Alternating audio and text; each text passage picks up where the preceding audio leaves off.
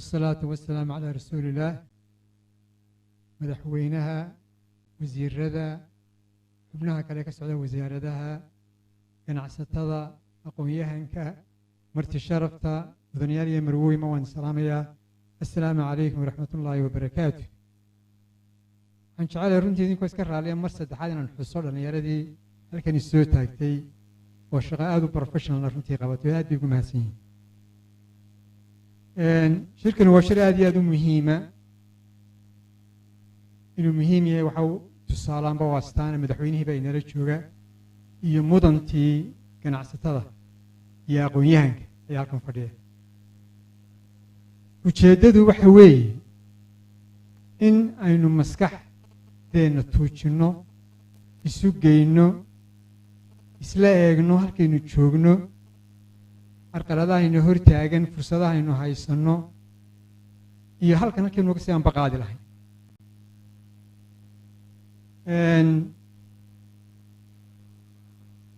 sidii la soo jeediyey waxaan runtii jeclaan lahaa dhacdadan inay noqoto mid sanadla ah waxaan ku dari lahaa waxaa fiicnaan lahayd iyada laftigeeda in loo sameeyo guddi wada jira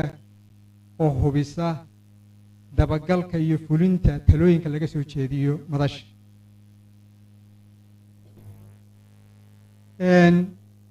haddii aynu nahay somalilan wax badanna way noo qabsoomeen wax badanna way naga qabiyo waxyaabaha inoo qabsoomay haddaan tusaalayaal soo qaato 20 sannadoodii u dambeeyey magaalooyinkeennu amba way laba laabmeen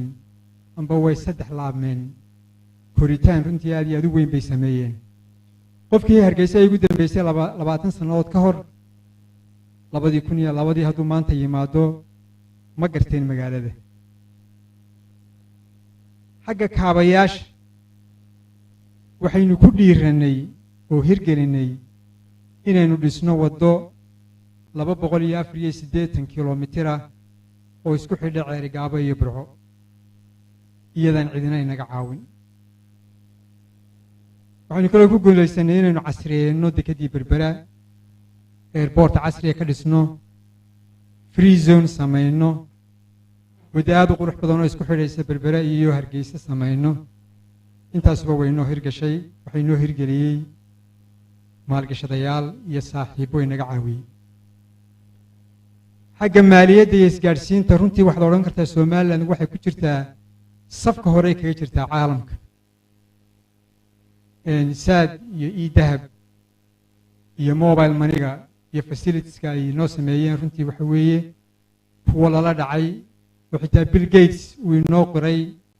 arrinkaa guusha aynu ka gaadhnay intaasoo dhan waxay ku dhacday nasiib wanaag innakan hal shilin ka amaahanin dowlad ajnabiya iyo bangi ajnabiya toona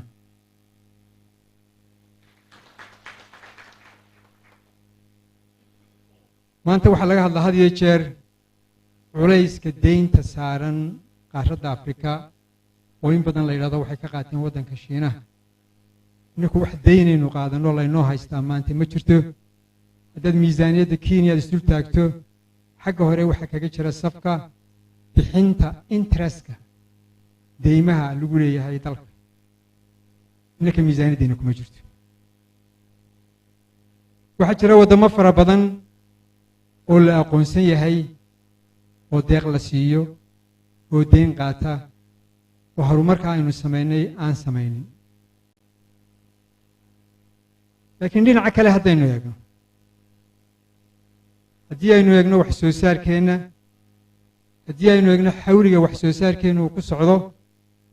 haddaynu eegno qofkiiba inta ku soo hagaagaysa dhaqaale ahaan wax soo saarkeenna guud haddaynu eegno xagga shaqada amba shaqo la'aanta haddaynu eegno dhinaanshaha iyo dheeriga ganacsiga aynu dibadda la leenahay haddaynu eegno wax soo saarka iskaga filaanshaha cuntada horumarka qofka intaasoo dhan haddaynu eegno runtii waxaynu joognaa meel aada u hooseysa waxaan doonaya inaan tusaale ahaan idin siiyo waxaan u jecelahay nambarada inaan isticmaalo waayo nambarku muran ma laha hebel waa dheeryahay iyo ma dheera waa muran hebel waa 2 mitir muran ma laha haddii markaan isdul taagno wax soo saarkeena guud waxaa lagu qiyaasaa 3 bilyan waddamadan jaarkeen haddaad eegto kenya waa 250 bilyan etoobiya waa 112 bilyan jabuuti waa 3 bilyan iyo 400 milyan inkastoo jabuuti populationkeedu yahay 1 milyan oo keliya marka runtii wax soo saarkeenu guud ahaan waxaan kartaa wuu yaryahay hawligu ku socdaa waxa weeye guud ahaan marka la isu geegeeyo waa 3% sanadkii laakiin waa 3%da dadkeenuna ay ku kordhaan taa micnaheedu waxa weeye 24 sannadoodba marbaa dhaqaalaheenu uu labalaamaa isla markaana dadkeenu uu labalaamaa iminka 2050ka waxaa laga yaabaa populationkeenu noqdo 9 milyan ilaa 10 milyan dhaqaalaheenu uu labalaamaya laga yaabaa inuu noqdo ilaa 6-7 bilyan inuu noqdo haddaad markaa aad u qaybiso dhaqaalaha dadka haddaad u qaybiso halkii baynu taagan waayo waxa weye shilinkii dhaqaalaha ku kordhaba af baa kusoo kordhaya si guud ahaan dhaqaalaheenu kor ugu kaco waxaynu u baahannahay in dhaqaaluhu ku koro 5%, 6%, 7%, 8% baynu u baahannahay xagga qofkiiba inta kusoo hagaagaysa waxaa kusoo hagaagaya dadkeena haddii laynoo qaybiyo wixii aanu soo saarno sanadkii waa 600 ilaa 700 dollar oo keliya afrika isku celcelis waa 2150 marka waxaynu ka nahay isku celcelinta afrika waxaynu ka nahay 30% inta kusoo hagaagayso qofka aad baynu hooseynaa runtii xagga shaqo la'aanta waxaa lagu qiyaasaa dhallinyaradeennu in 75% ay shaqo la'yihiin guud ahaanna dadka ku shaqaale magaalooyinku waa 60% ayaa lagu qiyaasaa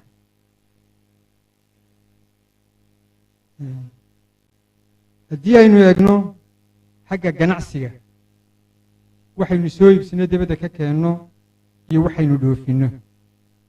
sanadkiina soo dhaafay waxaynu soo dhoofsannay badeecad gaadhaysa 2 bilyan iyo 700 milyan waxaynu dhoofinay xoolo iyo waxaan xoolo ahayn oo marka la isku daro noqonaya 300 milyan taa micnaheedu waxa weeye waxaynu soo dhoofsannaa 10 jeer ka badan waxaynu dhoofinay marka su-aasha meesha imanaysa waxa weeye markaa gaabkaasu seebuu yaa daboola gaabka haddaynaan deyn qaadan gaabkaa waxay noo daboola xawaaladda iyo re-exportka waxaynu soo dejinno 2 bilyan iyo 700 milyan halkan kuma wada cunnee in badana wayna dhaaftaa marka re-exportka ayaa inoo kabargareeya xagga saboolnimada waxay haddaan ka yara idhaahdo daraasad la sameeyey 2013 waxaa ka soo baxay dadka ku nool magaalooyinka 29% inay sabool yihiin dadka miyigaana 8% inay sabool yihiin sidee saboolnimada markaa loo macneeya berigii hore waxaa lagu macneyn jiray qofka uu soo galo $1 wax ka yar maalintii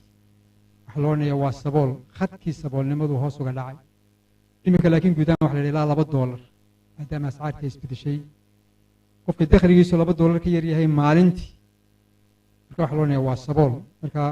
runtii waxay nugu badan saboolnimada 30% 1/3 dadkeenu waxa weeye waa sabool xagga markay timaado iskaga filaanshaha cuntada qadada markaynu u fadhiisanno miiska waxa la soo dhigo waxaa laga yaabaa 85% inay dibad ka yimaadeen bariiska saliidda xawaashka khudradda sharaabka kadib waxa laga yaabaa in dibad ka wada yimaadeen waxaa dalkeenna ka soo baxaa runtii waa wax yar weeye inta yaraynu wax ka beeranno dhulkaynu beerannaa ma badna tayada wax soo saarkiisu aad buu hooseeya hektarkiiba waa 100 mitir ilaa 100 mitir isugeyn waxaa ka soo baxa 600 kiilo ilaa 800 kiilo waddankeena Soomaaliland haddaynu Kenya kale ka soo qaadano tusaale waxa uga soo baxa 2,000 oo kiilo waa 3 labalaab weeye xitaa xoolaheenna saca amba hasha irmaan waxaa laga maalaa maalintii litir ilaa 2 litir iminka Kenya kale waxa weeye waa 7 ilaa 9 litir marka halkaynu joogno iyo halka dadka kale gaadheen runtii gaab weyn ayaa u dhaxeeya haddii aynu isdul taagno tiro soo koobaysa guud ahaan si aynu ugu tacabnay dadkeena oo la yidhaahdo Human Development Index innaka tiradeena bay skoorkeenu waxa weeye waa 0.361 aad buu hooseeya Kenya waa labalaabkeen waa 0.6 Norway dunida ugu sarreysana waxa weeye waa 0.957 0.957 iyo 0.36 farq weyn baa u dhaxeeya waxay muujinaysaa intaynu u baahan inaynu ku tacabno dadkeena indexkaasu wuxuu mideeyaa cimriga iyo caafimaadka iyo aqoonta iyo nolosha saddex marka la isu geeyo ayaa sawirba ku siinaya halkaa aad ka taagan tahay caalamka meel hooseynu ka taagannahay dooni maayo inaan idinkaga nixiyo laakiin waa xaqaa'iqi jiro weeye waa sababtaynu isugu nimi haddii dee wax kaa khaldan yihiin amba mataqaana kaa dhiman yihiin waxaad u baahantay in arrin ka yeelato waa arrin u baahan in arrin laga yeesho waa laga yaaba inay isweydiisaan oo tirahdaan okay wasiir haddii aad dowladda tihiin maxaa laga qabtay arrimaha aad sheegtay dhibaatooyinkaa taagan dhowr wax baa runtii laga qabtay si aynu u dhiiri gelinno wax soo saarka waxaynu ka dhaafnay cashuurta wax allaaliya wixii loogu talagalay ku socda warshado iyo beero iyo kalluumaysi 6 bilood ee sanadkan ugu horreeyey waxaanu cashuur ka dhaafnay lacag gaadhaysa 17 milyan oo dollar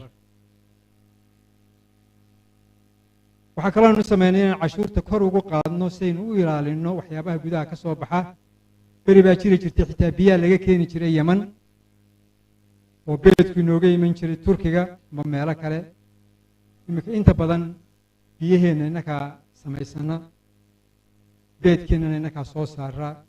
waayo waxaanu siinay protection tariff protection si loo dhiirigeliyo shaqo abuurka dhallinyarada khaasatan waxaanu sameynay sanduuq loogu talagalay in lagu kaabo dhallinyarada firfircoon ee fikirka la timaada shaqo abuur si loo xoojiyo beeraha xaruntii tijaabada abuuriin waxaa loo qoray niman khubaraa waana laga saaray wasaaradda waana la dhaqaaleeyey waayo runtii haddaynu doonayno kor u qaadno wax soo saarkeenna beeraha xitaa innagoo aan kordhinbaba beeraha aynu beerno laakiin intaynu beerano ayaynu kor u qaadi karraa waxa ka soo baxa labalaabi karraa 3 labalaabi karraa haddaynu helno abuurkii loo baahnaa iyo bacrimintii iyo tacabkii kale waxaynu kaloo sameynay inaynu fududayno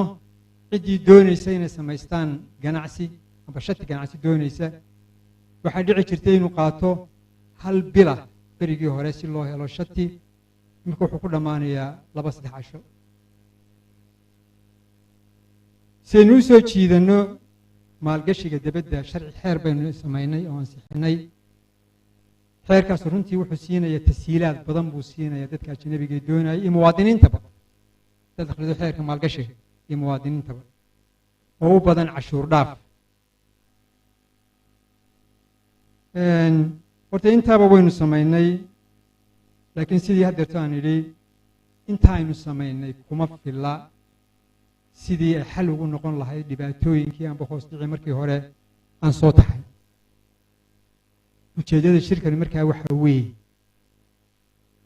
nambaradeennu waa kuwaas waxaynu doonay halkaa inaynu ka ambaqaadno oo kor u kacnee maxaa talaa maxaa keenay maxaa carqalada maxaa fursada halkaa halkee baa nooga sii dhaqaaqayna intaa waxaanu deenayaa panelka discussionka aynu deenayaa